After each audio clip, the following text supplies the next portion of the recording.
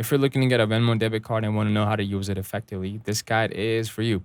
We'll walk through the steps to obtain the card and explore its features. First, open the Venmo app and navigate to the Cards tab. Here you'll find the option to apply for the Venmo debit card.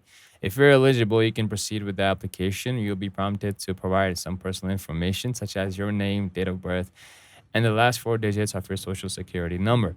Once submitted, your application will be reviewed, and upon arrival and approval, your card will be mailed to your home address within 10 business days.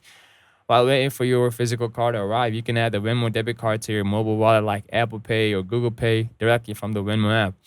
This allows you to start using the card for purchases even before it arrives.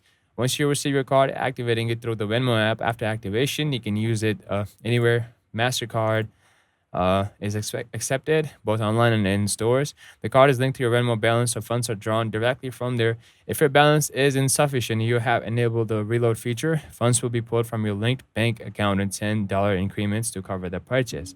You can also withdraw cash from ATMs using your Venmo debit card. Withdrawals are free at MoneyPass ATMs across the U.S. For other ATMs, uh, standard fees may apply. Additionally, the Venmo debit card offers cashback rewards at select merchants.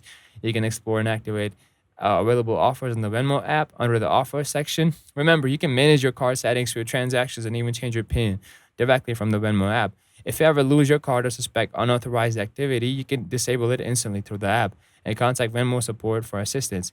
If this guide helped you understand how to get and use the Venmo debit card, give it a like. Drop any questions in the comments and subscribe for more practical financial tips.